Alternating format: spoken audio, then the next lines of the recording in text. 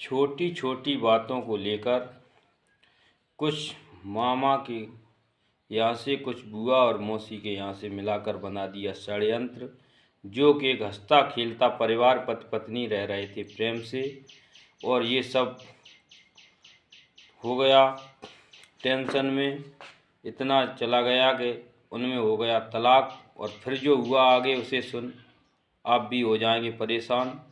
जी हाँ दोस्तों, नमस्कार, मैं दीपू यादव। आप आज आपके बीच जो सच्ची घटना लेकर आए हैं, ये हरियाणा के गुरुग्राम की है, जहाँ एक सचिन नाम का व्यक्ति रहा करता था। सचिन बहुत ही पैसे वाला था, उसके गुरुग्राम में फ्लैट मकान सब से थे, बढ़िया सी एक फैक्ट्री में जॉब थी, और उसकी पत्नी थी। पत्नी का नाम यहाँ पर चेंज करके सारिका कर दिया गया है।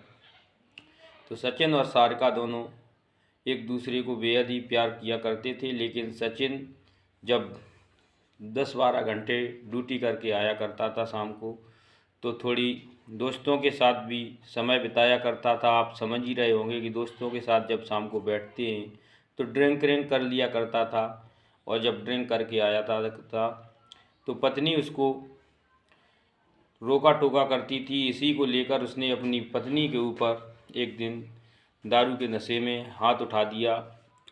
तो पत्नी भी गुस्साई थी, और उसने की पत्नी ने उसको चप्पल फेंक कर मारी, जो कि चप्पल उसके सर से होते हुए निकल गई। इसी बात को लेकर सचिन ने अपने रिश्तेदारों को बताया, और उसकी पत्नी ने अपने भाई और मामा को बताया। तो एक दूसरे की मदद न करने को, सांत्वना न देने के कारण दोनों पक्षों ने उन्हें इतना भड़का दिया कि मसला सुलझने का कोई नाम ही नहीं रहा। और उसकी पत्नी जो थी वो अपनी एक बच्ची थी जिसकी 3 वर्ष की, उसे लेकर अपने मायके चली गई, और उसने कोर्ट में डिवोर्स के लिए पेपर डाल दिए। जब कोर्ट में डिवोर्स का पेपर डाल दिया तो उसकी भाई और मामा सब चाहते थे डिवोर्स हो जाए, और इधर सचिन की भी मौसी और बुआ ये लोग भी चाहते थे डिवोर्स हो जाए। और ये सब हुआ तो कोर्ट में जाकर जब फैसला आया डिवोर्स का, लास्ट तारीख थी, तो कोर्ट ने उस पर जुर्माना के तहत 5 लाख रुपए और 8,000 रुपये प्रति महीना किया गया। तो सचिन देने को तैयार था। जब दोनों पेपर साइन कर चुके थे पक्ष, और दोनों को तलाक के पेपर मिल गए, उसके बाद सचिन कुछ वैसा था। तो उसकी पत्नी ने कहा कि अब तो तुम खुश रहिए, अब तो जो तुम चाहते थे वो हो गया। उसने कहा मैं नहीं चाहता था, ये तुम चाहती थी, वो तुम्हारी इच्छा का हुआ, लेकिन मैं ये सोच रहा हूँ कि तुम्हें हम अगर 5 लाख रुपए और 8,000 दूँ, इससे बढ़िया मैं अपना फ्लैट तुम्हारे नाम कर दूँ। तो उसकी पत्नी बोलती है कि अगर तुम फ्लैट हमारे नाम करोगे तो फ्लैट की कीमत तो 18-20 लाख है, और कोर्ट ने तो 5 लाख रुपए मेरे लिए देने को कहा है। तो सचिन कहता है कि हमारी एक बेटी भी है, 5 वर्ष की हो गई है, और जब उसकी शादी की हो तो मैं सोचता हूँ तुम्हें कोई टेंशन ना हो।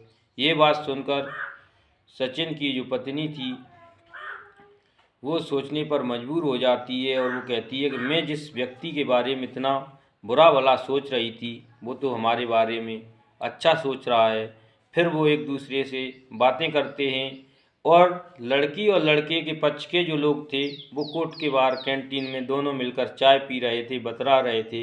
इसी बीच उन दोनों में जब बात होती है तो उसकी पत्नी बताती है कि तुम्हारी मौसी और बुआ हमारे पास फ़ोन किया करती थी और कहती थी कि ये बहुत ही ख़राब लड़का है, इसका अफेयर है, और ये इधर उधर मुंह मारता है, और इसके साथ कतई नहीं तुम्हें रहना है, इससे तलाक ले लो और तुम कहीं दूसरा अपना घर बसा लेना तो अच्छा रहेगा। उनके कहने में मैं आ गया।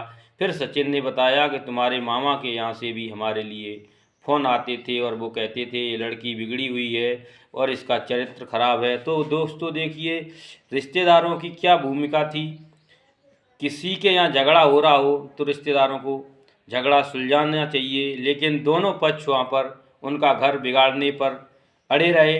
तो आपसे हमारा यही कहना है कि अगर आपके साथ कोई दुर्घटना होती है या कोई घर में वार्ता होती है तो कितने भी करीबी आपके दोस्त यार रिश्तेदार हों उन्हें शेयर न करें, आपस में ही सुलझा लें।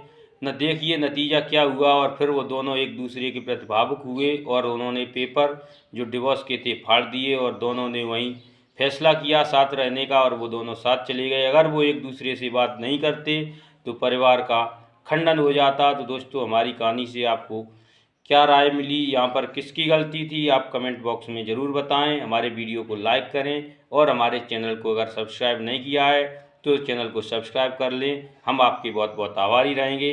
फिर हम मिलेंगे आपको अगले वीडियो में एक और नई सच्ची घटना के साथ। तब तक लेते हैं आपसे अलविदा। जय हिंद दोस्तों, वंदे मातरम।